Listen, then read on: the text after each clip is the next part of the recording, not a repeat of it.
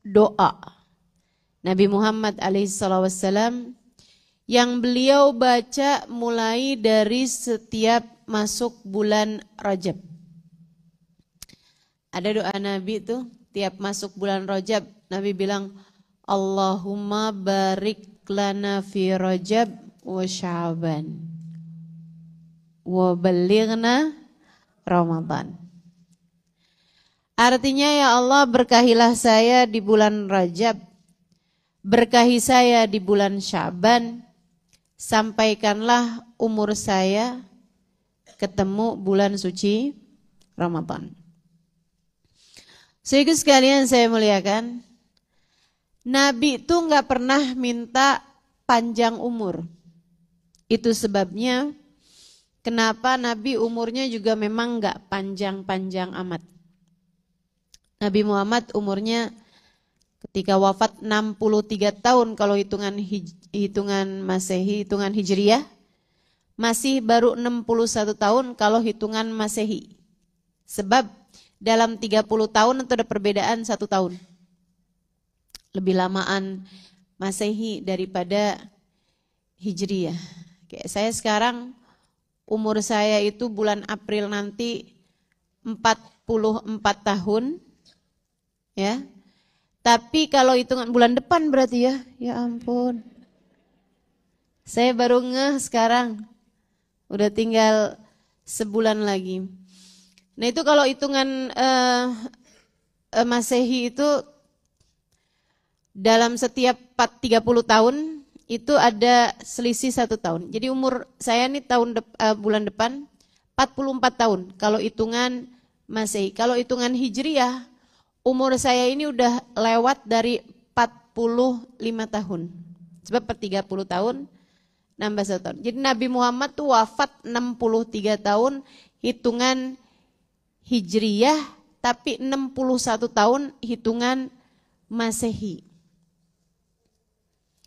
Dan saya lihatin 61 tahun itu masih sangat muda, teman-teman. Betul apa enggak? Di sini ada yang udah lewat 61 tahun? Ada ya. Walaupun saya enggak mau suruh angkat tangan. Tenang Bu, kelihatannya tetap masih baru 30-an tahun kok. Tenang. Sehingga sekalian, Nabi enggak pernah minta panjang umur. Nabi enggak pernah minta panjang umur. Itu sebabnya Nabi umurnya enggak panjang-panjang amat. Kecuali saat datang bulan Rajab. Nabi umurnya minta panjang, tapi enggak panjang amat juga. Sampai ke bulan Ramadan aja. Itu juga kenapa umur Nabi Muhammad itu saat meninggal dunia bulannya jauh dari bulan Ramadan.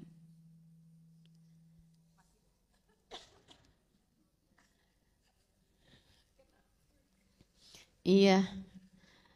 Kenapa tuh? Kena saya mic-nya kayak ada yang ngikutin gitu suaranya.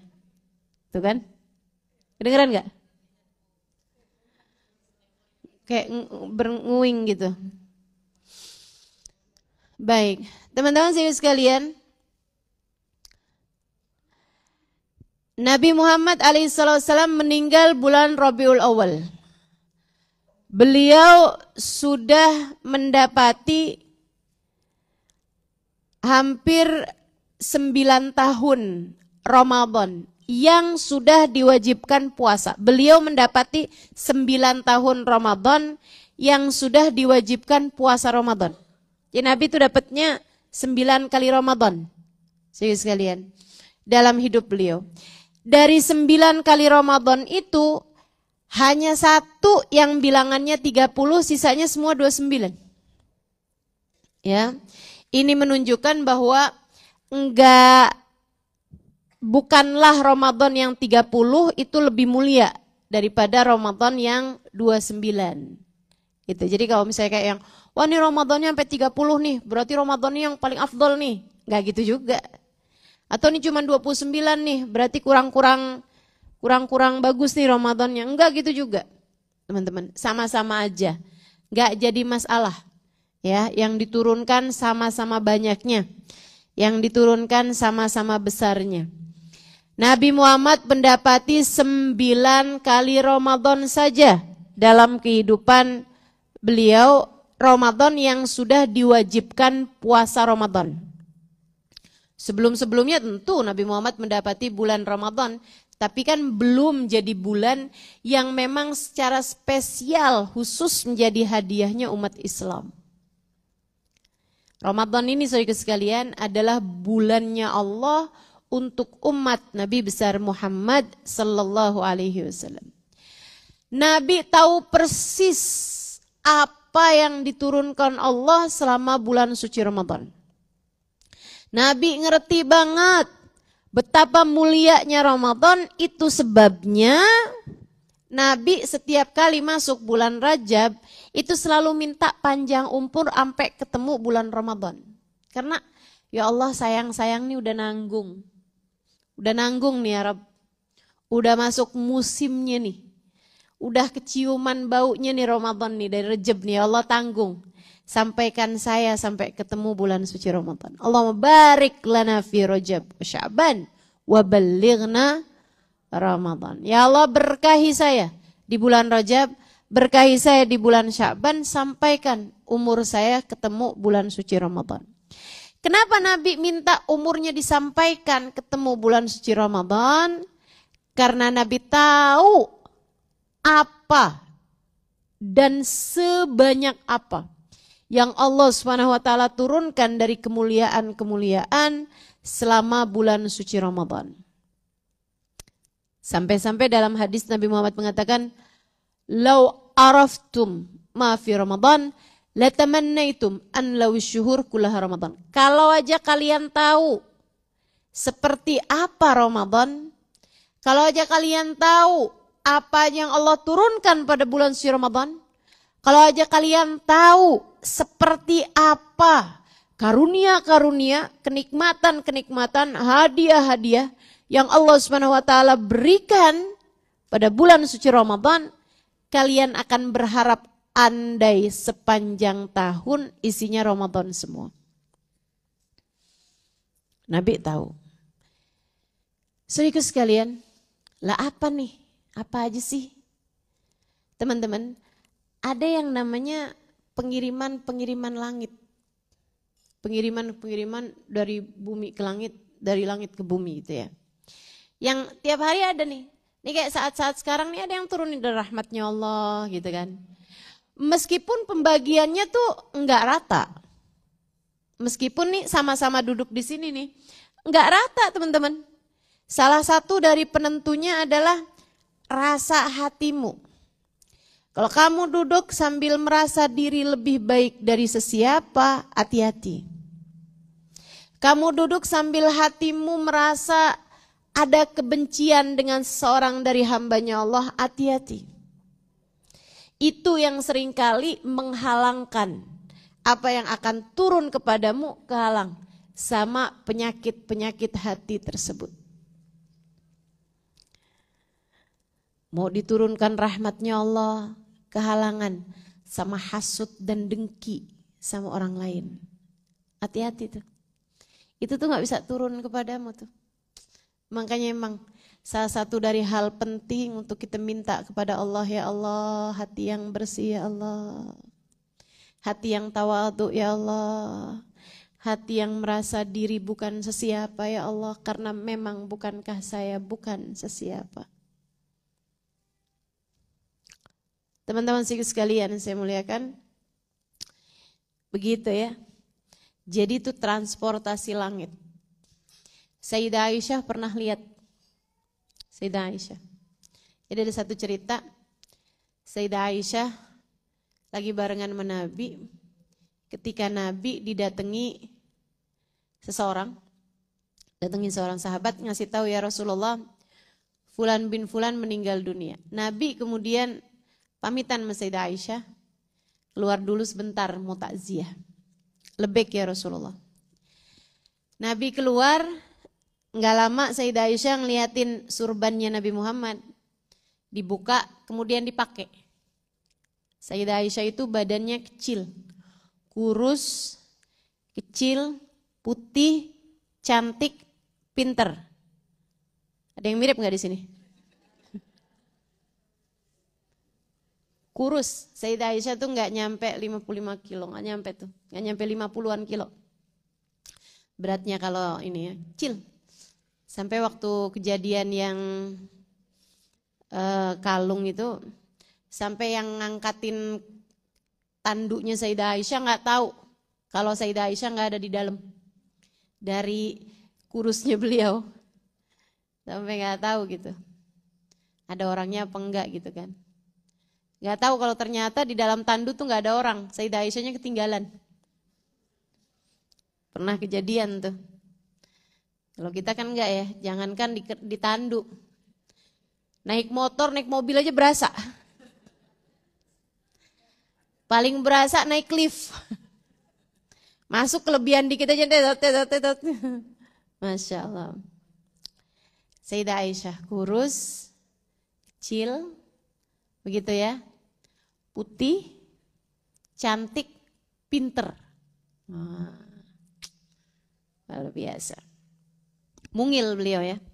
Radhiyallahu ta'ala anha wa ardaha. Sehingga sekalian saya muliakan, Sayyidah Aisyah ketika pakai ininya Nabi tuh, ridanya Nabi, itu nyaris nutupin badan beliau semuanya karena beliau badannya kecil itu tadi ya. Jadi kayak berselimut dengan surbannya Nabi. Saat itu beliau ngelihat hujan di luar deras banget. Sayyidah Aisyah sampai lihat lagi ke jendela gitu kan. Ya Allah, hujan deras banget sih. Gak pernah nih saya lihat hujan segini derasnya gitu. Masih lagi pakai surbannya Nabi. Nabi Muhammad masuk. Kering bajunya. Heran Sayyidah Aisyah, ya Rasulullah. Hadhihi mu'jizatak. Wahai Rasul, ini mu'jizatmu kah? Kenapa Aisyah? Aisyah pegang-pegang. Ini mu'jizatmu ya Rasul. Kenapa? Di luar hujan segitu derasnya tapi engkau malah kering gini wahai Rasulullah, gak kena basahan. Apakah ini mu'jizatmu wahai Rasul? Gantian Nabi Muhammad kemudian yang bilang, kamu pakai apa Aisyah? Surbanmu wahai Rasulullah, maafkan aku. Coba lepaskan kata Nabi. Dilepas sama Sayyidah Aisyah, kembali dilipat, diletakkan. Sayyidah Aisyah lihat, wah gak ada hujan Rasulullah. Tadi saya lihat hujan deras banget Rasul, gak pernah saya lihat hujan lebih deras daripada itu. Nabi kemudian berkata, Aisyah, yang kamu lihat bukanlah hujan air, tapi hujan rahmat, hujan cahaya, hujan karunia yang turun ke kota Madinah ini. Kamu dikasih lihat itu sama Allah karena kamu mengenakan sesuatu yang biasa aku kenakan.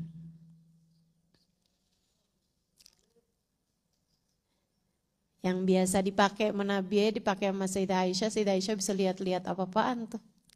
Gimana nabinya? Gimana nabinya? Emang gitu deh teh. Teman-teman sekalian, gak, ini urusannya bukan sama mic-nya, sama sayanya.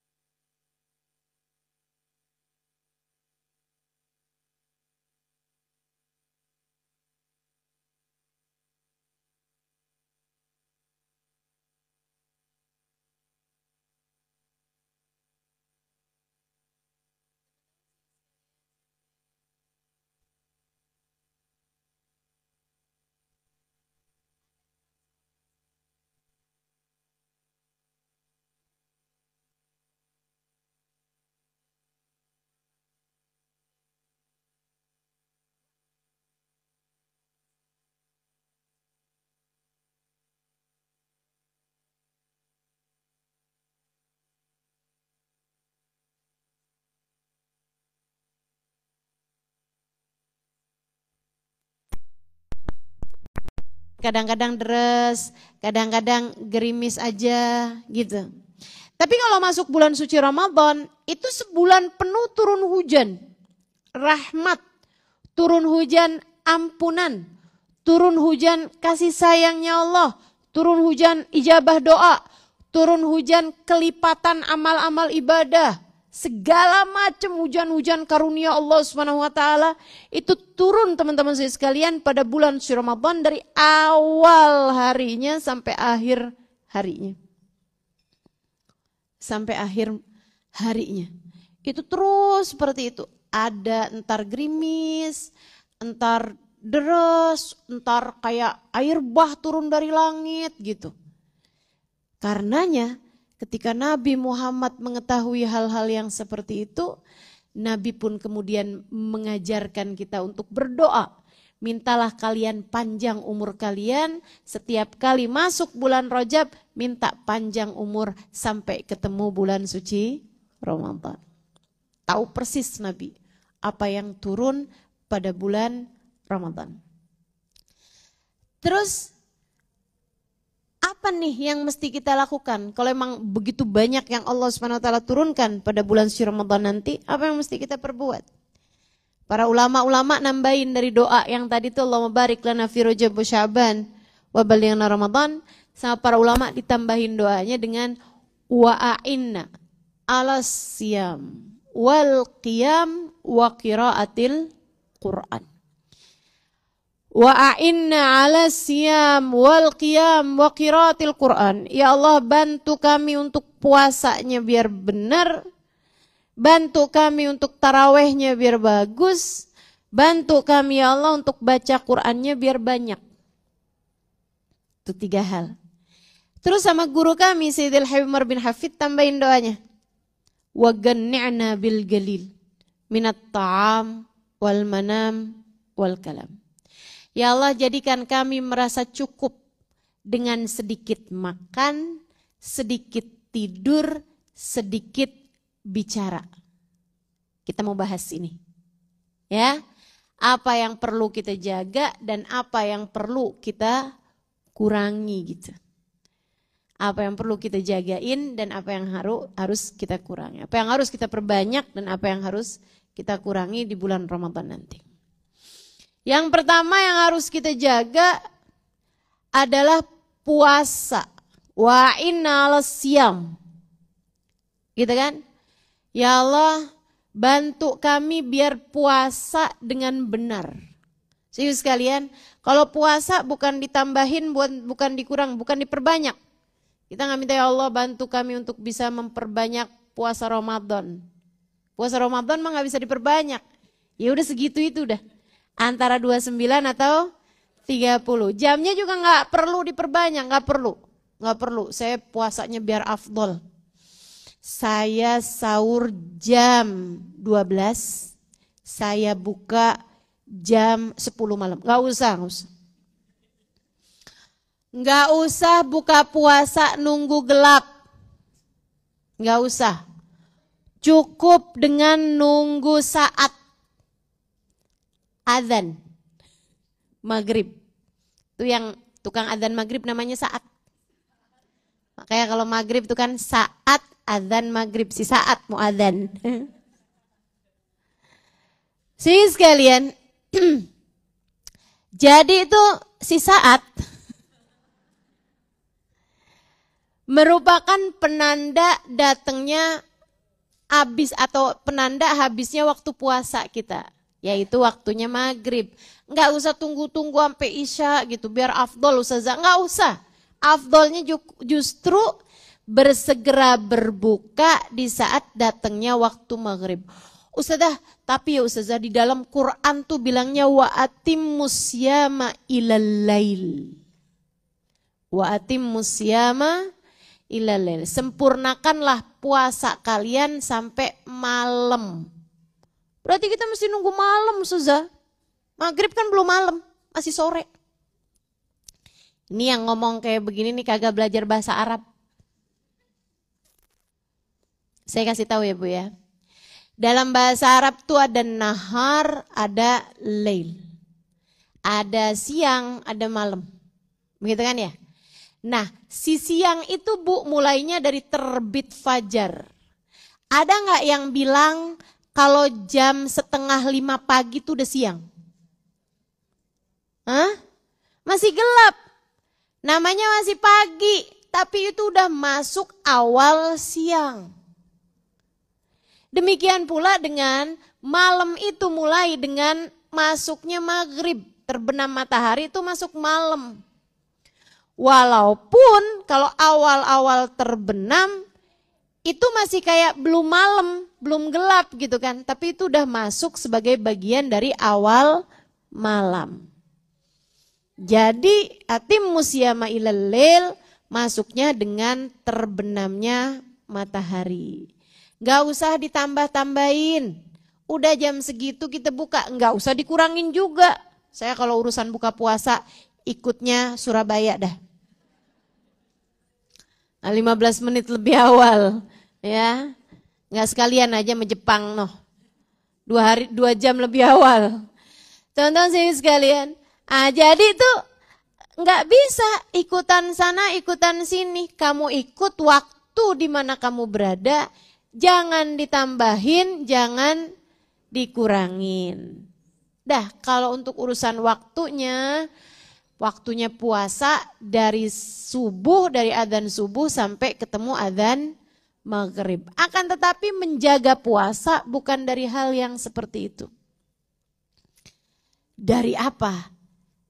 Simak baik-baik teman-teman. Puasamu dijagain 1 dari dosa. Puasamu jagain 1 dari dosa. Dosanya apa? Dosa-dosa terutamanya yang terkait sama lisan sama mata. Karena Nabi Muhammad menyebutkan khamsun yuftirna shaim, 5 perkara bikin batal habis pahala puasa seseorang. Jadi puasa itu Bu, mirip sama balon. Kamu tuh niup pahala puasa tuh mirip sama kamu lagi niup balon gitu. Saat kamu tiup tuh kan tambah ditiup, tambah gede, tambah gede, tambah gede, tambah gede, tambah gede, tambah gede. Walaupun kamu tidur, walaupun kamu diem, walaupun kamu duduk, walaupun mau kamu baca Quran, mau kamu tiduran aja, pahala puasa tuh jalan terus. Kayak argonya puasa tuh pahalanya jalan terus. Kayak balon tuh kamu terus tiup tuh. Tambah gede, tambah gede, tambah gede, tambah gede. Hati-hati tapi begitu kena jarum nggak jadi kecil. Akan tetapi meletus. Meletus balon. Hatiku sangat gitu. Jadi pahala puasanya tuh udah habis sama sekali tuh. Habis sama sekali. Gak ada sisanya. Gak ada yang, ya sekarang pahalanya jadi kecil. Bukan kecil, habis teman-teman. Puasanya udah sampai jadi gak punya pahala gitu. Apa aja itu Rasul? Nabi Muhammad menyebut bohong, ngomongin orang, sumpah palsu, ngadu domba. Itu semuanya adalah ulahnya mulut, ulahnya lisan. Bohong dari mana? Mulut. Ngomongin orang, sumpah palsu, adu domba, mulut. Yang kelima, baru an-nadhar bisyahwah, melihat dengan syahwat dari mata, teman-teman. Jadi ini puasa nih, mesti banget dijagain dari segala perbuatan dosa, terutamanya dosanya lisan-lisan kita. Yuk, puasa berhenti ngomongin orang. Berarti kalau sekarang belum puasa boleh dong Ustazah? Ya latihan dari sekarang ya. Biasain diri buat gak ngomongin orang. Katanya Imam Syafi'i, berhentilah membicarakan aib orang. Sebab kamu juga punya aib, orang juga punya lisan. Sebagaimana kamu gak mau aibmu dibicarakan orang lain, berhentilah dari membicarakan aib orang lain. Lagian ngomongin orang itu kan lempar-lemparin pahala. Ya kan? Kita kalau diomongin orang sih gak apa-apa. Enak, senang, banyak pahala. Cuman kalau ngomongin orang tuh kita lagi transfer teman-teman. Belum tentu amalan kita banyak. Masa udah amalan dikit kita sumbang-sumbang mulu. Nyumbangnya sama orang yang lagi kamu sebel pula. Ngapain? Kamu kan ngomongin orang kan karena kamu sebel sama orang itu kan. Nah kalau sebel ya udah jangan kasih hadiah. Ini malah kamu kasih hadiah pahala. Luar biasa bener kamu ini ya. Jangan. Kalau kita diomongin orang sih nggak apa-apa, biarin aja. Jangan transfer balik. Nah, habis diomongin orang, kamu habis diomongin sama orang itu tuh. Kamu dikatain begini. Sembarangan, padahal dia juga begini. Itu namanya ada orang habis transfer, kamu transfer balik. Mending kalau ngepas ya, takutnya dia transfer 1 juta, kamu balikin transfer 5 juta. Kamu yang rugi teman-teman. Begitu. Bicarain aib orang lain. Itu ngebatalin pahala puasa.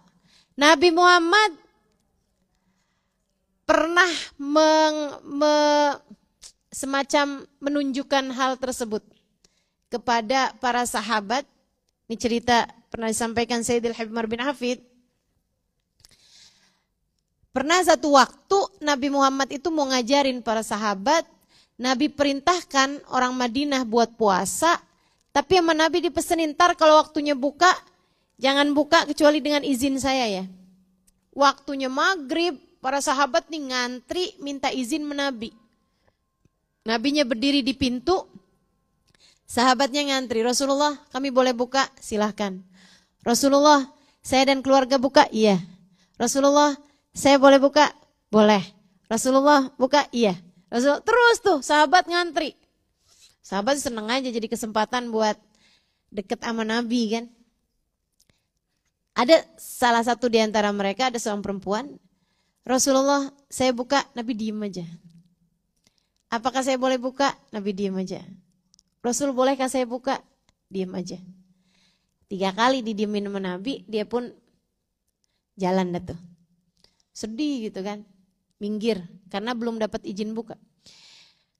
Belakangnya ada perempuan-perempuan lain juga dapat izin semuanya nih. Yang gak dapat izin ada 2 orang perempuan ini. Mereka temenan ternyata. Udah tuh. Nabi habis selesai semuanya, Nabi Muhammad masuk ke dalam rumah, kemudian Nabi imamin sholat ini apa. Sampai 2 orang perempuan ini bingung, mau masuk ke rumah Nabi, mau nanyain kita buka apa enggak nih Rasul. Yang lain-lain udah pada boleh buka, kita doangan yang belum buka puasa nih, ya ampun lapar gitu-gitu. Tapi mau ngomong nih adab teman-teman.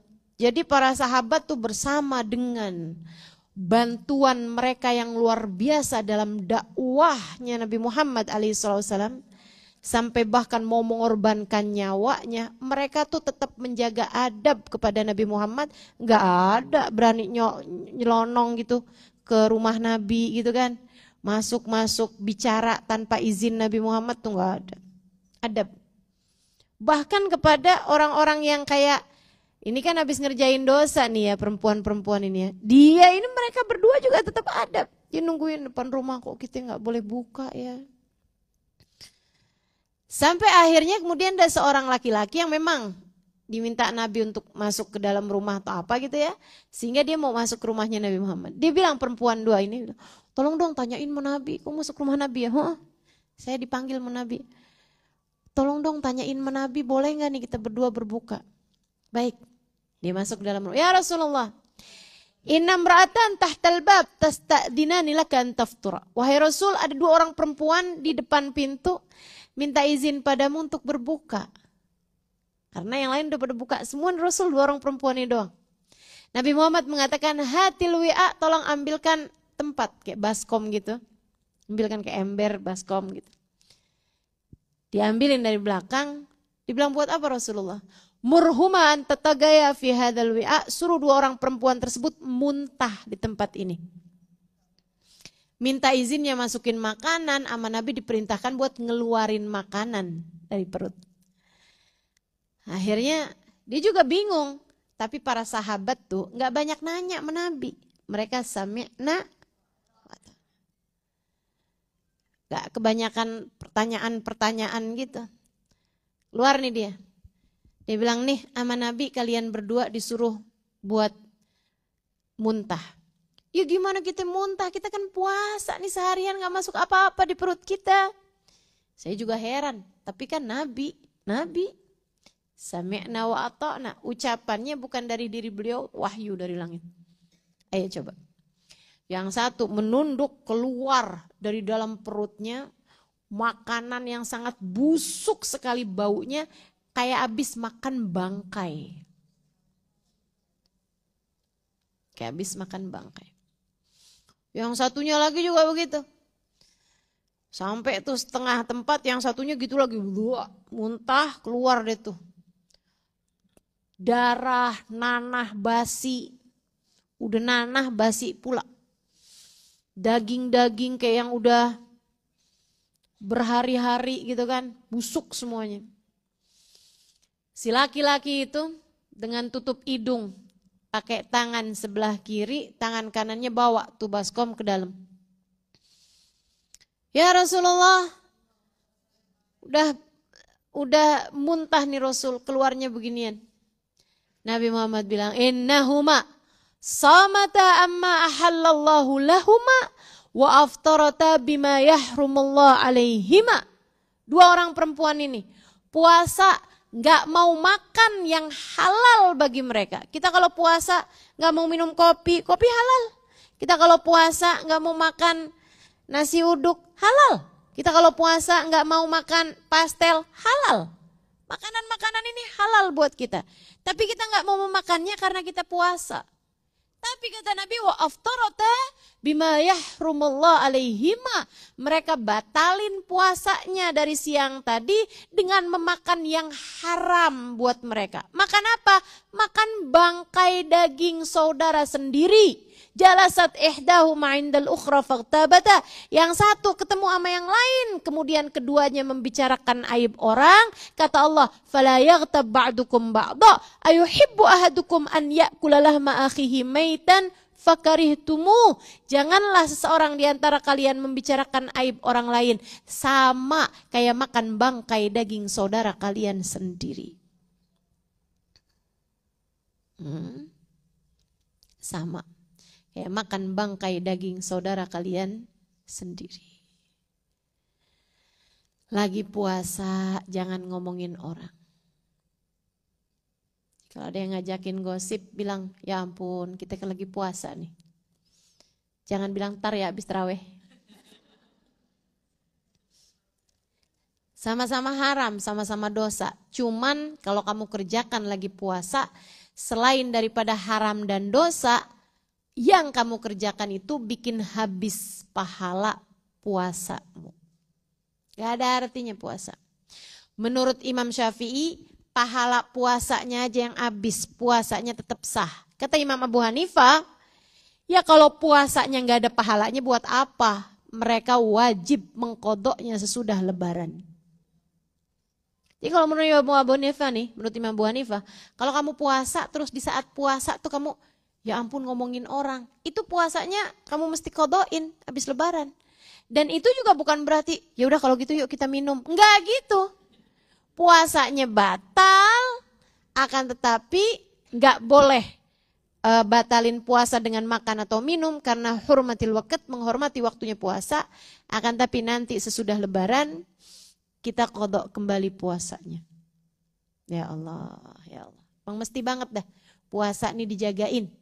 Jangan sampai batal pahala puasa kita karena hal-hal yang dapat membatalkan pahala puasa kita. Insya Allah. Latihan, teman-teman, latihan. Subhanallah, Allah tuh bantuin. Kita punya latihan nih dibantu sama Allah SWT. Caranya dengan kalau bulan puasa tuh setan diberhentikan, diliburkan, dicutikan. Saya nggak tahu tuh diliburin apa ke Bali, ke Lombok, Labuan Bajo yang sekarang lagi terkenal ya. Enggak gitu, saya nggak paham diliburinnya kemana.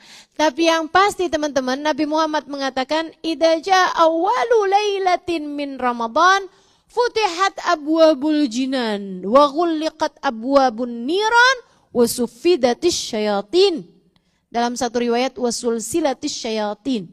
Apabila datang malam pertama Ramadan, Allah segera membuka-buka pintu surga. Allah segera menutup-nutup pintu neraka. Dan Allah segera menarik-narik setan dari peredarannya. Setan yang ada dalam diri kamu nih, semuanya nih ditarik nih. Kalau begitu datang nih, malam pertama Ramadan, adzan maghrib tuh udah langsung tuh, tarik-tarikin tuh semua setan-setan tuh. Ada yang nangis tuh setan. Selamat berpisah. Tenanglah, aku akan kembali padamu. Sesudah lebaran nanti, ingat pesanku, tetaplah berbuat dosa.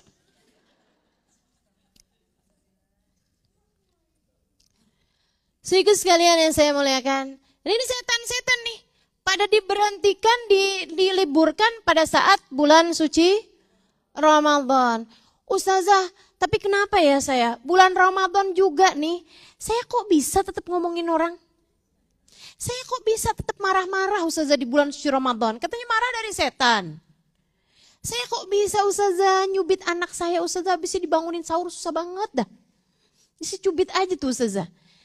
Katanya kalau kesel-kesel kayak gitu dari setan.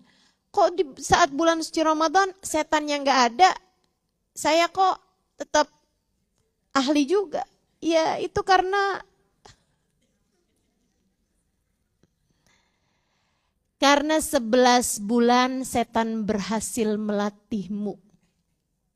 Sehingga tanpa bantuan setan sekalipun kamu sudah ahli berbuat dosa. Makanya kalau kamu mau lihat hakikat diri kamu tuh. Tanpa ada keikutsertaan setan, kamu liatin aja kalau bulan Ramadan. Gak ada setan, kita tetap juga tuh ngerjain dosa. Masya Allah, Masya Allah. Jadi kalau kamu pengen tahu setan tuh kayak apa sih, gampang aja, ngaca. Ini dia nih setannya nih, Masya Allah. Masya Allah. La ilaha illallah, la ilaha illallah. Ada gak sih orang yang selamat dari setan walaupun gak bulan Ramadan? Banyak, hamba-hamba Allah. Saya punya cerita menarik nih mengenai setan nih. Tapi udah jam 3 lewat seperempat. Gak apa-apa ya. Sedikit sekalian yang saya muliakan. Ini jamnya bener kan? Malah 3 lewat 20 bener ya? Bener ini? Oh lewat 10 sebenarnya. Ini jam siapa yang bener nih? Teman-teman sekalian, ada namanya Sayyidina Syekh Fudail bin Sayyidina Syekh Al-Junaid yang bikin itu tuh, yang sholawat yang tadi teman-teman baca. As-salatu wassalam alfa alfi, ya benar. Alfa alfi salatin wa alfa alfi salamin alaika ya sayyidal mursalin. Itu yang bikin sholawat itu namanya Syekh Al-Junaid. Cerita cakep. Ini pernah diceritakan oleh Sayyidil Umar bin Hafid ya. Beliau, teman-teman Syekh Al-Junaid itu dari solehnya, dari pandainya menjaga hati, dari mantepnya hatinya sama Allah SWT dan dari bersihnya hatinya, dari pinternya dijaga hati, setan gak pernah bisa masuk dalam hatinya. Setannya udah deh gak bisa tuh. Ngebisikin dikit aja gak bisa. Dianya jaganya kenceng banget tuh teman-teman. Al-Junaid itu jagain hatinya tuh udah deh. Pokoknya harisnya tuh pengawal-pengawalnya kenceng banget dalam hatinya. Jadi gak bisa tuh setan masuk. Sampai setannya rapat. Dewan Persetanan Internasional. Ini beneran ini ya. Beneran Nabi Umar ceritanya kayak begitu. Rapat nih Dewan Persetanan Internasional dengan dipimpin oleh pemimpin para setan bernama Iblis. Kata Iblis, gimana nih kita nih? Masa sih kita ini dong agak turun nih harga diri kita nih. Sebagai institusi yang sangat profesional ya. Kita punya kerja yang sudah departemen yang udah kerja dari zaman sebelum Nabi Adam nih. Sampai sekarang nih. Masa ngadepin Junet Atu kita nggak berhasil? Masa ngadepin Junet satu segala macam tips, trik, segala macam tipu daya, politik semuanya kita nggak ada yang nyampe nih ke Junet satu nih. Ada yang punya usul nih apa nih yang bisa kita lakukan sama Junet? Ada satu nih. Salah satu dari kecil-kecil cabai rawit lah dari kalangan setan ini ya. Kayaknya nih urusannya saya nih. Ah iya emang ente nih suka kadang-kadang berhasilan nih orangnya nih. Setannya nih. Kan orang ya. Ente deh kalau gitu. Kami tugaskan untuk melakukan visi misi yang paling luar biasa mengganggu Junaid. Siap, sir. Teman-teman saya sekalian, dia pun kemudian datang ke pondok tersebut nyamar. Tuh setan tuh kalau udah sampai nyamar jadi orang, gitu tuh. Itu tuh udah pengapesan, teman-teman. Udah pengapesannya setan, udah gak ada langkah sama sekali, dia kemudian nyamar. Pernah tuh nyamar, waktu di zamannya Nabi juga pernah. Waktu masa hidupnya Nabi gitu. Dia nyamar jadi orang yang ikutan rapat barengan orang-orang Quraisy. Jangan sampai nih, ada setan-setan nyamar di antara kita. Tapi kalau saya sih rasa kok zaman-zaman sekarang, jangan kata nyamar, kata setan ngapain saya perlu nyamar. Orang semuanya udah jadi teman-teman saya. Malah yang ada nih ya, setan-setan nih baca berita di internet, buka TV, kayaknya lama-lama kita nih yang minta perlindungan kepada Allah dari kejahatan manusia. Udah manusianya pada lebih kejam daripada setan. Betul? Setan baca berita gitu kan, ada manusia, ada kakek-kakek, nauzubillah memperkosa cucunya. Kata setan, kita aja kagak ada yang begini ya. Ini lama-lama bisa setan yang minta perlindungan nih. Ya Allah, ya Allah. Ada suami buang istrinya ke laut.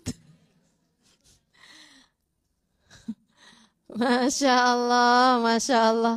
Ini setan juga berlindung deh. Kata setannya, sejahat-jahat gua masih baik gua sama istrinya gua. Masya Allah. Sedikit sekalian saya muliakan. Walhasil akhirnya dia pun nyamar pura-pura jadi santri. Pura-pura jadi santri.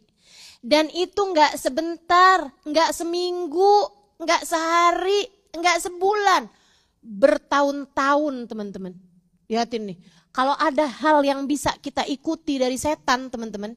Kita bisa mengikuti konsistensinya setan.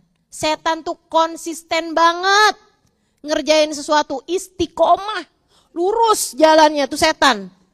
Profesional ngerjain tugas teman-teman. Makanya saya tuh kalau misalnya mau kayak yang, kayaknya saya sakit nih hari ini saya gak usah ngajar dah. Ya ampun Halimah, kamu kalah sama setan. Setan dari melek mata aja kembali bertugas. Gitu kan? Tuh teman-teman saya sekalian, setan nih. Pokoknya istiqomah banget tuh dia tuh. Visi misinya jelas gitu kan, mengganggu umat manusia segitunya. Jadi dia pura-pura nyamar jadi santri. Saudaraku sekalian, bukan santri yang bandel, santri yang taat luar biasa.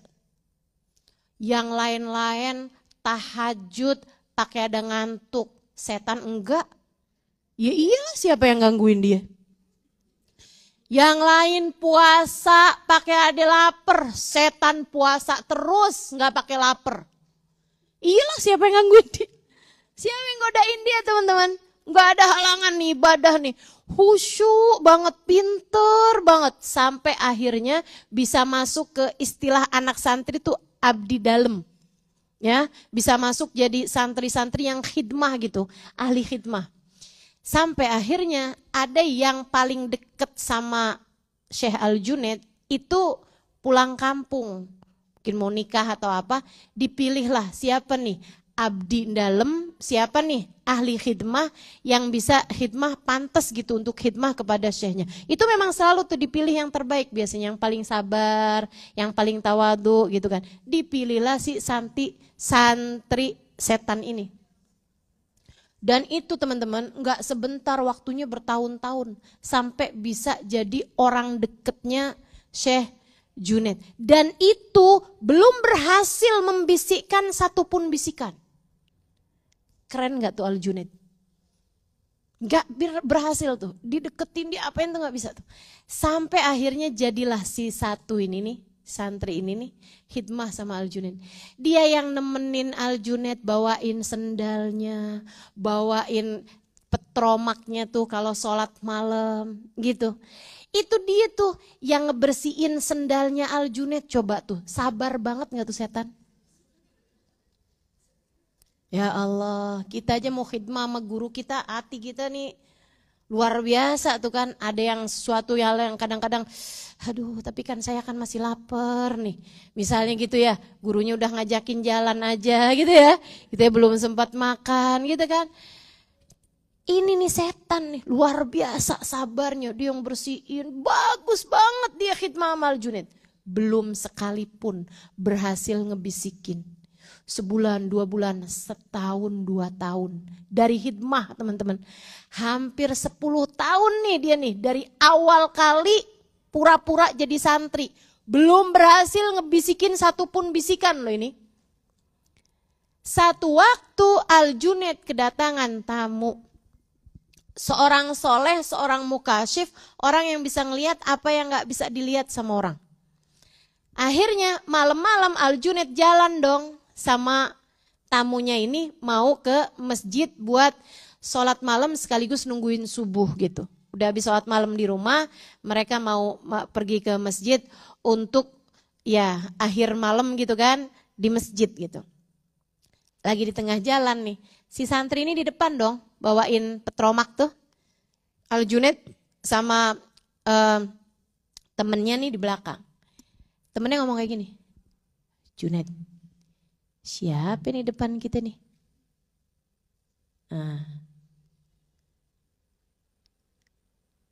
Malaikat bukan.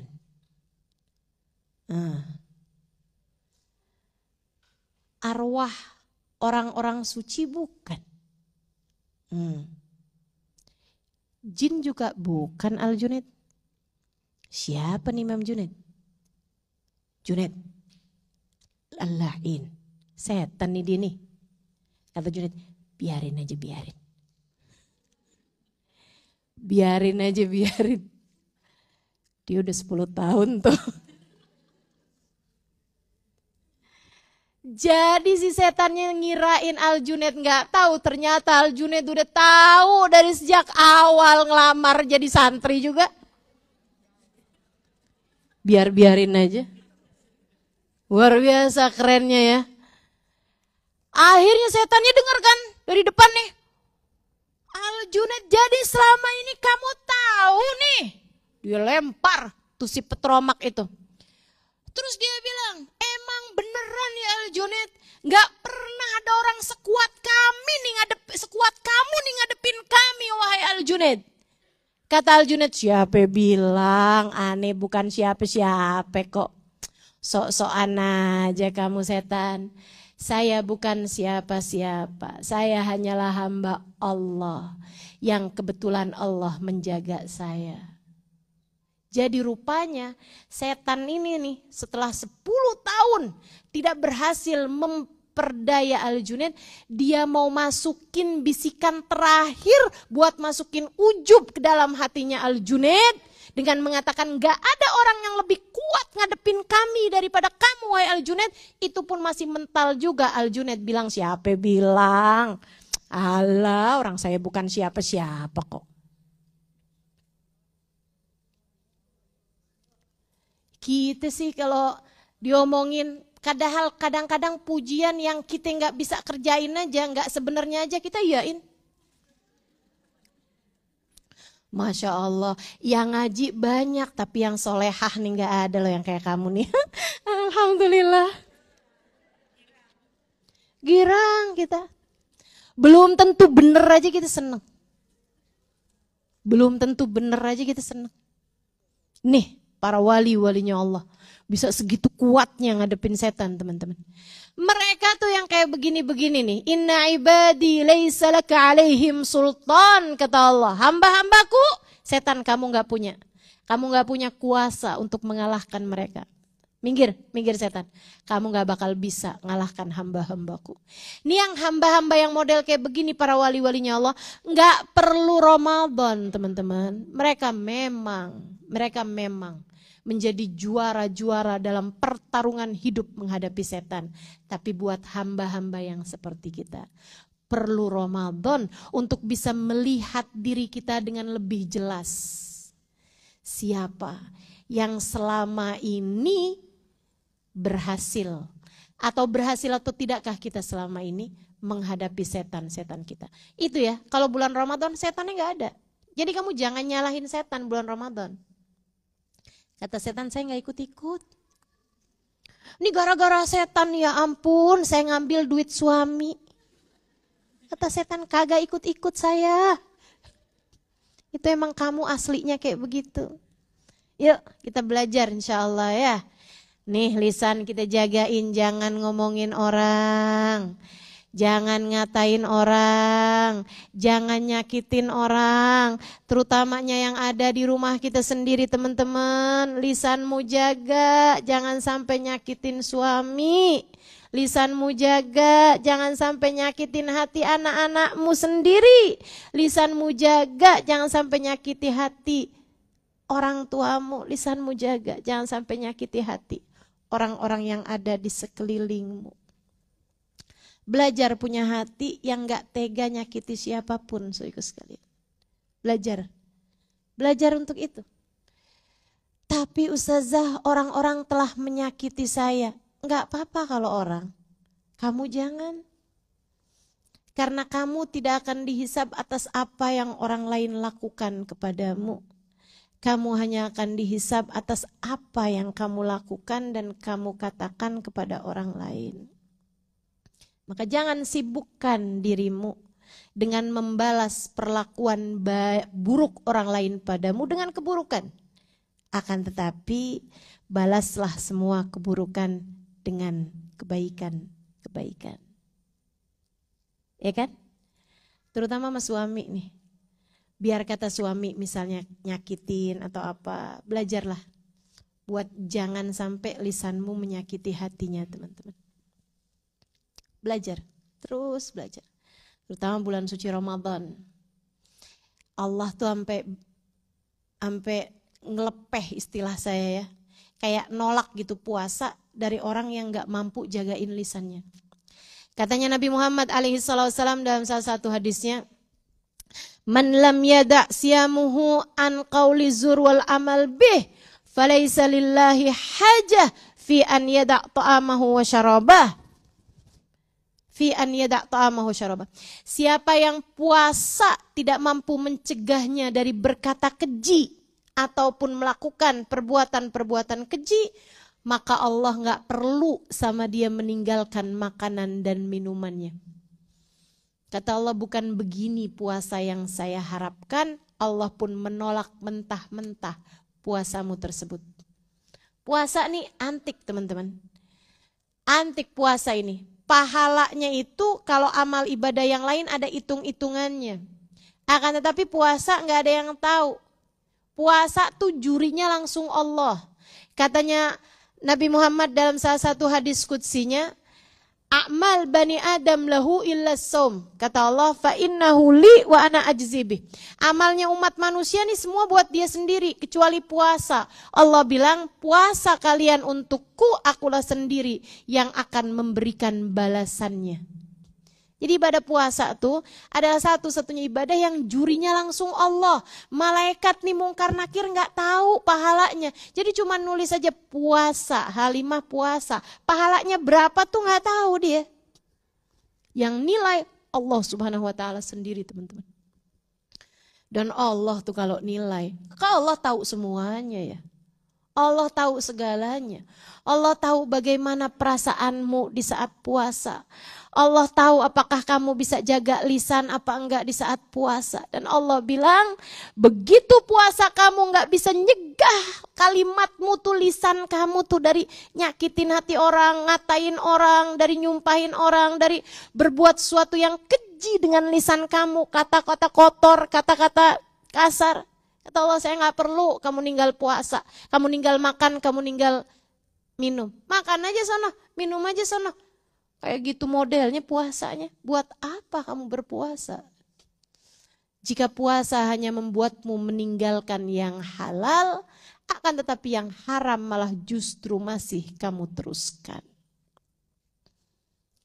Jagain puasa, jagain dari segala perbuatan dosa. Selain daripada itu, kamu juga harus jagain puasa, teman-teman saudaraku sekalian, dari makan makanan yang gak halal. Hati-hati, hati-hati. Makanan yang gak halal itu mau itu komposisinya memang haram atau dicarinya dari cara-cara yang haram. Nipu orang, gak ngasih haknya orang, orang kerja sama kita gak dibayar-bayar, gitu ya. Uangnya itu yang jadi haknya orang kamu makan, saudaraku sekalian, haram. Kamu mau puasa kayak gimana kalau buka puasanya pakai barang haram, pakai uang haram? Katanya Sayyidina Sufyan Ats-Tsauri, "Sum tafandur biayhi taftur." Kalau kamu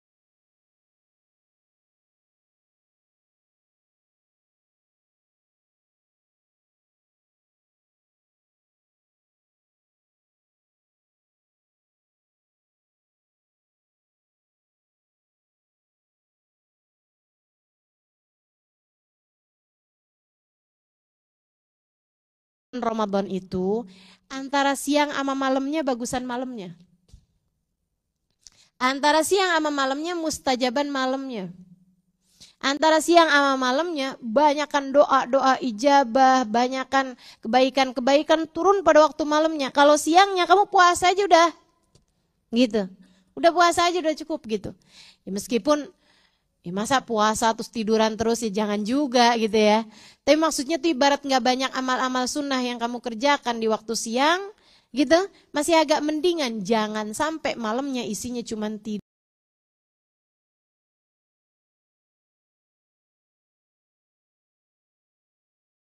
Kan di waktu siang gitu. Masih agak mendingan, jangan sampai malamnya isinya cuma tidur. Taraweh boro-boro gitu kan. Apalagi bulan puasa, ini siklus Ramadannya banyak orang Indonesia nih. 10 malam pertama kebanyakan di masjid. 10 malam tengah kebanyakan di mall. 10 malam terakhir kebanyakan di terminal, bandara, stasiun. Mau pada mudik, teman-teman. Biasanya 10 hari habisnya lebaran kebanyakan di pegadaian. Duit udah habis. Pada gadein tuh kalung apa gitu ya. Biar buat balik lagi ke Jakarta. Masya Allah. Sehingga sekalian saya muliakan, ini nih kita mesti jagain malamnya tuh tarawih jangan sampai tinggal. Nah di antara malam-malam Ramadan itu ada 3 malamnya yang paling mulia, jangan sampai kamu lewatkan. Yang pertama, malam pertama di bulan suci Ramadan disebut Lailatul Nadhrah, malam pandangan kasih sayang dari Allah. Ini mesti banget nih kita cari nih malam pertama Ramadan, udah pasti tanggalnya. Pokoknya datang malam pertama Ramadan tuh baik-baik dah. Benar-benar jagain.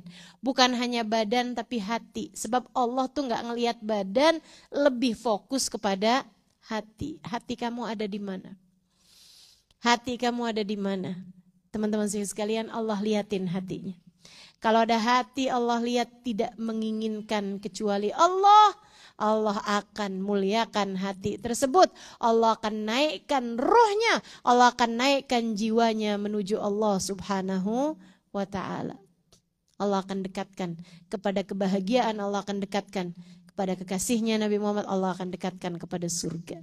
Malam pertama Ramadan. Datanglah di malam pertama Ramadan dengan hati yang inkisar, dengan hati yang penuh kepasrahan, dengan hati yang penuh ketawaduan. Mudah-mudahan Allah SWT berkenan menerima kita, insya. Kemudian yang kedua, malam 17 Ramadan biasa disebut dengan Lailatul Haul Ahli Badr, malam haulnya Ahli Badr.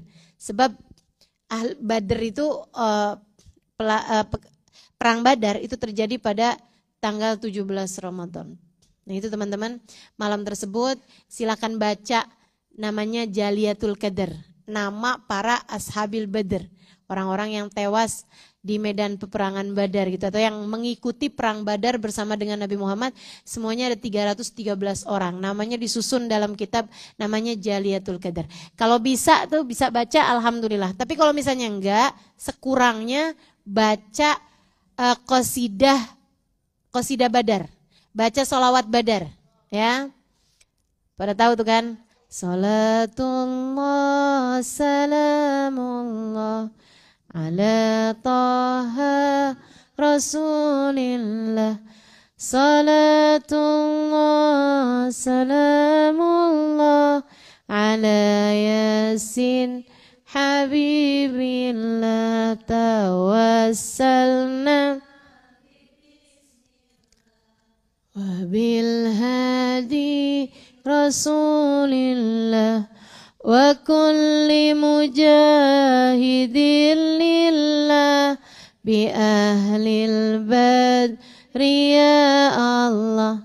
Nah, itu kan di akhir-akhirnya tuh bi ahlil badri ya Allah, bi ahlil badri ya Allah gitu ya. Kita minta kepada Allah keberkahannya Nabi Muhammad dan keberkahan para ahl Badr, para ashabil Badr. Itu teman-teman saya sekalian, malam 17 Ramadan. Dan yang terakhirnya adalah malam Lailatul Qadar yang tersembunyi di selama bulan suci Ramadan. Kemungkinan meskipun tersembunyi, kemungkinannya terjadi pada malam-malam ganjil. Ya, dari 15, 17, 19, 21 dan seterusnya. Nah, kemungkinannya lagi, lebih kemungkinan lagi terjadi pada malam ganjil 10 hari terakhir. Jadi 21, 23, 25, 27, 29. Gitu ya. Cari aja. Malamnya itu enggak panas ya, lebih sejuk daripada udara yang sebelum-sebelumnya, gitu kan? Ada angin bertiup sepoi-sepoi aja, enggak kenceng itu anginnya. Tapi teman-teman enggak usah terlalu perhatikan urusan-urusan cuaca. Takutnya kamu malah justru jadi kehilangan Lailatul Qadar. Malam 21 kayaknya anginnya kekencengan. Malam 23 tapi ini gerah kok. Malam 20, malam 25, begitu ya. Ini agak-agak gerimis, enggak nih kayaknya nih. Malam 27, hujan lebat. Malam 29, pakai badai segala. Hujannya, enggak dapet itu. Enggak kayak gitu teman-teman, enggak kayak gitu. Kita cari, malam 21, ini dia nih Lailatul Qadarnya, bismillah. Toh juga kamu gak ada ruginya. Kalau gak nyampe, maksudnya kalau gak ada Lailatul Qadar, kamu juga tetap berpahala teman-teman. Dan tetap berlipat ganda juga gitu. 23, jangan-jangan ini nih, ayo bismillah. 25, ayo bismillah. 27, bismillah. 29, bismillah. Itu kalau ditarim tuh ya, 21, 23, 25, 27, 29, hataman di masjid-masjid besar, orang gak ada yang tidur. Sampai sahur. Mereka tuh baru bubar dari masjid itu, masjidnya tuh full teman-teman, sampai ke jalan-jalanan. Dan itu bubarnya bisa saya sholat subuh. Saya tuh begitu tahu ibadahnya orang-orang tarim, saya jadi mikir, ya ampun nih kalau orang di negara saya dapat surga nih yang bagian yang mana ya? Kayaknya kita nih kalau masuk surga nggak tahu nih surga yang bagian yang mana nih teman-teman. Masya Allah, kayak kagak ada beda-bedanya gitu. Antara malam puasa sama malam gak puasa, gitu kan. Kita kayak terlalu sibuk sama seremonial. Kita tuh mau sibuk-sibuknya sama undangan bukber. Kita tuh yang sibuk-sibuknya sama urusan sahur on the road. Sibuknya tuh sama urusan-urusan seremonial gitu. Ya Allah, yang ibadahnya melangitkan doa kepada Allah. Kita mengangkasakan ibadah kepada Allah, menaikkan hati yang meratap takut kepada Allah. Hati yang merintih malu kepada Allah. Hati yang ingkisar kepada Allah. Hati yang patah karena merindukan Allah. Siapa di antara kita yang melakukannya pada malam-malam Ramadan? Sedikit sekalian saya muliakan, Allah memandang hati-hati kita. Yuk, katanya Imamul Haddad, andai 11 bulan kamu pakai buat urusan duniamu, jadikanlah 1 bulan aja kamu pakai buat urusan akhiratmu, yaitu bulan suci Ramadan. Andai 1 minggu nih kata Imamul Haddad, kamu pakai buat urusan duniamu, kamu pakai hari Jumat buat urusan akhiratmu. Begitu teman-teman. Makanya kita berusaha dah insyaallah. Aina lasiyam wal qiyam, qiraatil Quran, banyakin baca Al-Quran. Yuk, usahain biar ada hatamannya selama bulan suci Ramadan. Yang kemarin dah hatam sekali, Ramadan kali ini 2 kali insyaallah. Kemarin 2 kali, sekarang ini 3 kali insyaallah. Dan seterusnya teman-teman. Dan seterusnya. Saya alhamdulillah, mata saya ini masih bisa ketemu sama orang yang kalau bulan suci Ramadan, mereka hatam Al-Quran sebanyak hari dalam Ramadan. Harinya 30 mereka hatam 30, harinya 29 mereka hatam 29. Setiap sehari sekali hatam, 1 hataman Quran. 1 hataman Quran. Baca Al-Ikhlas 3 kali Ustaz? Enggak. Sama aja dengan Al-Ikhlas 3 kali kan kayak hatam Quran tuh. Enggak gitu, itu akal-akalan kita ya enggak? Nah gitu, mereka baca dari Fatihah ke An-Nas. Enggak kayak kita yang dibalik dari An-Nas ke Al-Fatihah. Ya Allah, Masya Allah. Ketemu saya, yang tiap 2 hari hatam Quran, ketemu saya. Saudaraku sekalian saya muliakan, yuk menjadi salah satu bagian dari yang memperbanyak membaca Al-Quran. Mudah-mudahan kita jadi orang-orang yang bisa disyafaati oleh Al-Quran dan dicintai oleh orang yang kepadanya diturunkan Al-Quran. Baginda kita Nabi besar Muhammad sallallahu alaihi wa ala alihi wa sahbihi wasallam. Insyaallah mudah-mudahan Allah bantu kita untuk mengerjakannya insyaallah. Amin ya rabbal alamin. Habib Umar bilang, kurangi selama bulan Ramadan, kita minta sama Allah untuk Allah jadikan kita bisa mengurangi ketiga hal ini di bulan suci Ramadan. Apa itu? Kurangi makan, kurangi tidur, kurangin bicara, kurangin ngobrol. Teman-teman sekalian, kurangi makan, kita udah tahu kan, bulan suci Ramadan nih intinya adalah mengurangi makan. Jangan sampai bulan suci Ramadan kamu nggak ngurangin makan, kamu hanya menggeser waktu makan. Ya kan? Waktunya sarapan kamu ganti ke buka puasa, segala macam tuh, lontong 2 biji. Kemudian lagi bihun, martabak, apalagi tuh pastel, sambusa, ditambah dengan es campur. Waduh, itu sih namanya udah lebih dari menu sarapan itu. Waktunya makan malam, gitu kan? Kayak makan siangnya, waktunya yang makan malam, makan siangnya diganti dengan makan malam, kemudian waktunya sahur sebagai bagian dari makan malamnya. Itu kan namanya bukan puasa itu mah, namanya takhir. Takhir waktu makan. Jadi niatnya jangan nawaitu soma ghadin. Nawaitu takhirul ghada ilal asya. Ya Allah, saya niat mengakhirkan makan siang saya ke makan malam. Orang makan habis-habisan dari ujung ke ujung, kamu mau bilangnya sebagai puasa. Puasa model apa itu? Kita tetap pada teori makan yang diajarkan sama Nabi, teman-teman. Berhenti makan sebelum kenyang. Berhenti makan sebelum kenyang. Kata Nabi itu cuma sepertiga aja kok. Sepertiga buat makanan, sepertiga buat minum, sepertiga buat saluran nafas. Karena teman-teman kalau kamu makan terlalu kenyang, nafasnya susah. Betul nggak? Nafasnya pendek-pendek tuh. Udah berasa banget tuh kalau udah makan sampai kekenyangan. Bismillahirrahmanirrahim. Alhamdulillah. Rabbil alamin gitu tuh, gara-gara kekenyangan. Belum lagi ditambah kalau pas waktunya ruku ataupun sujud suka yang terus makanannya keluar ke mulut. Iya, siapa yang suka kayak gitu? Malu. Sehingga sekalian, gaya kamu puasa dari zaman kecil, zaman SD sampai sekarang kagak ganti-ganti. Udah puasa berapa puluh tahun, masa nggak naik-naik kelas juga gitu kan? Ayolah kita belajar nih untuk menyedikitkan makan bahkan di saat malam. Bahkan di saat malam, tuh keren tuh. Kalau tetap bisa menyedikitkan makan bahkan di saat malam, jagoan tuh. Insya Allah jadi pemenang kehidupan. Insya. Tapi sahur jangan ditinggal karena sahur berkah. Kata Nabi tasaharu fa inna fi sahuri barakah. Karena sahur itu buat ngebedain puasa kita sama puasanya orang Yahudi.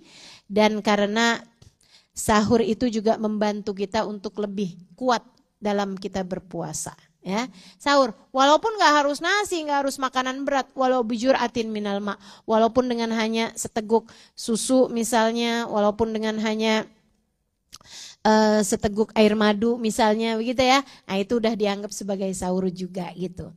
Sehingga sekalian saya melihatkan sedikitin makan, sedikitin tidur. Jangan berdalilkan naumus shaim ibadah, tidurnya orang puasa kan ibadah. Jadinya saya ya ibadah teruslah saya. Tidur terus sepanjang puasa ya, nggak gitu caranya teman-teman. Maksudnya itu kalau bahkan tidur aja ibadah, apalagi baca Quran, apalagi zikir gitu kan ya. Insya Allah. Ditarim tuh dulu kalau bulan Ramadan. Saya ingat banget tuh. Ada waktunya anak Darul Mustafa itu bikin jadwal puasa gitu. Diajukan kepada Habib Ali Al-Jufri. Diajukan kepada beliau nih udah setuju enggak gitu. Kalau Habib Ali setuju waktu itu masih iniannya Habib Ali ya, pimpinan Darul Mustafa. Terus habis itu ke Habib Ali baru ke Habib Umar. Kalau udah disetujui sama Habib Ali baru ke Habib Umar gitu. Dilihat nih sama Habib Ali nih. Habis maghrib gitu kan, habis isya terawih, habis ini sampai malam tuh kan. Terawihnya aja pakai 2 juz Al-Quran Habib Umar tunggu imamin. Habis itu kemudian witirnya 11 teman-teman. Witirnya 11 baca hampir 1 juz Al-Quran. Jadi Habib Umar itu kalau selama bulan suci Ramadan hatam Quran dari tarawehnya aja 2 kali tuh Habib Umar tuh. Hampir 2 kali, hampir 2 juz gitu Al-Quran yang beliau hatamkan, 2 juz Al-Quran yang beliau hatamkan setiap malamnya. Teman-teman sekalian, akhirnya nih dilihat nih, sampai ke subuh, abisnya subuh itu ada baca zikir, abisnya baca zikir itu ada sholat isyraq, sholat duha. Abisnya sholat duha tuh Habib Umar ada ngasih kajian. Abis isyraq tuh Habib Umar ada ngasih kajian gitu, sebentar gitu, sampai sekitaran jam 7 kalau di waktu kita gitu ya. Abis itu tidur, sekitar 2 jam, 3 jam tuh dikasih waktu buat tidur. Kan dikit banget tuh. Habib Ali Jufri lihatnya kayak gini. Oh ini yang jam pagi nih jam 7 sampai jam 10 tidur nih. Iya Bib. Jam 7 sampai jam 10 nih. Iya Bib. Dipikirnya pengurus Darul Mustafa gitu kayak yang dikit banget nih, kurang kesian gitu anak-anak. Ternyata kata Habib Ali Jufri pakai tidur nih. Emang mestinya gimana Bib? Nahan ahli tarim idza jaa Ramadan manimna illa ala ghafawah. Kami nih orang tarim, kalau datang bulan suci Ramadan, kami nggak tidur kecuali karena ketiduran. Ya Allah. Coba tuh kamu tuh, yang kalau ama tidur tuh waktunya hitung-hitungan banget. Saya kurang tidur kemarin, dari 8 jam saya cuma tidur 4 jam, berarti sekarang nih masih punya utang tidur 4 jam. Ini suka hitung-hitungan tidur. Masya Allah. Nahal ahl tarim fi Ramadan manimna illa ala ghafawa. Kami di bulan Ramadan nggak tidur kecuali karena ketiduran. Tuh teman-teman saya sekalian, kita belajar kurangin tidur. Belajar buat ngurangin tidur selama bulan suci Ramadan. Nggak juga bisa kayak ahli tarim, terlalu jomplang banget ya. Tapi seenggaknya dikurangin. Biasanya kamu tidur berapa jam? 8 jam. Oke sekarang kurangin 6 jam. Biasanya tidur berapa jam? 6 jam udah cukup kok. Oh sekarang kurangin 4 jam. Sekarang kurangin 5 jam gitu. Kurangin. Tapi yang dikuranginnya itu pakai buat baca Quran. Nggak apa-apa loh teman-teman. Kamu baca Quran sampai ketiduran tuh nggak apa-apa. Baca aja nggak apa-apa. Oh, baca gitu sampai ketiduran gitu kan. Habis itu mana dia tuh ya? Kalau duduk kan nggak batal ya. Kalau tidur ambil duduk tuh nggak batal, nggak apa-apa, baca lagi, tiduran lagi gitu kan, tiduran lagi. Itu kalau kayak begitu tuh nanti Qur'annya di akhirat bakal datang pemberi syafaat. Ya Allah, aku telah mencegahnya dari tidur, ngantuk-ngantuk aja dia tetap pembacaku. Ya Allah, syafaatilah dia pada hari ini. Gitu. Tapi bukan berarti ya udah kalau gitu baca Qur'an nunggu ngantuk aja. Nah, gitu juga ya saya. Kemudian yang ketiga yang mesti dikurangin katanya Sayyidil Habib Umar bin Hafid adalah bicara. Kurangin bicara. Udah tahu dong sebabnya kenapa. Kita tuh kalau bicara nantinya takut. Itu dia tuh yang bisa bikin batal-batal pahala puasa kita tuh. Ntar kalau kebanyakan ngomong ada ngomongin orangnya. Kebanyakan ngomong ada nyakitin orangnya. Iya kan? Kalau kebanyakan ngomong ada bohong-bohongnya. Takutnya kayak gitu. Jadi mendingan aman-aman dah waktu kita berbicara kita pakai aja buat ibadah pada Allah Subhanahu wa taala. Banyakin zikirnya Ramadan, syahadat, istighfar, minta surga, mohon perlindungan dari api neraka seperti yang diajarkan baginda Nabi besar Muhammad sallallahu alaihi wasallam. Asyhadu an la ilaha illallah astaghfirullah jannata wa na'udzubika minan nar. Nah, itu banyakin tuh. Banyakin baca. Kemudian yang doa Allahumma innaka afuwun tuhibbul afwa. Itu diajarkan Nabi kepada Sayyidah Aisyah. Katanya Sayyidah Aisyah, ya Rasulullah, lau adraktu Ramadan mada aqra. Lau adraktu Lailatul Qadar mada aqra. Wahai Rasul, kalau saya nemuin Lailatul Qadar apa yang mesti saya baca? Nabi Muhammad ngasih tahu Aisyah, kalau kamu dapetin Lailatul Qadar bacalah Allahumma innaka afuwun tuhibbul afwa fa'fu anna. Gitu, fa'fu anni gitu ya. Bismillah, insyaallah mudah-mudahan bisa kita amalkan. Mudah-mudahan Allah bantu kita untuk dapat mengamalkannya. Mudah-mudahan umur kita sampai ke bulan Ramadan kasih sehat, dohir batin. Badan kita sehat, pikiran kita sehat, hati kita sehat. Anak-anak kita semua sehat, suami sehat, orang tua sehat, semua saudara-saudara sehat. Biar enak jalanin ibadah puasa Ramadan. Dibantu kita untuk dapat mengerjakan semuanya dengan cara-cara yang paling baik. InsyaAllah, ala hadhihi niyah bikuniyah salihah jami'ah syamilah. La hadratin Nabi Muhammad sallallahu alaihi wasallam. Al-Fatihah. A'udzubillahi minasyaitonirrajim. Bismillahirrahmanirrahim. Alhamdulillahirabbil alamin arrahmanir rahim maliki yaumiddin iyyaka na'budu wa iyyaka nasta'in ihdinas siratal mustaqim siratal ladzina an'amta 'alaihim ghairil maghdubi 'alaihim waladdallin amin rabbana taqabbal minna innaka antas samiul alim tub 'alaina innaka antat tawwabur rahim wa sallallahu ala sayidina Muhammadin wa alihi washabbihi sallam walhamdulillahirabbil alamin. Saya selaku pengajar di sini mohon maaf lahir batin atas segala salah hilaf saya selama mengajar, terutamanya kepada sahibatul bait ya. Minta maaf semuanya kalau ada salah-salah dari saya. Dan kalau teman-teman punya salah sama saya udah saya maafin.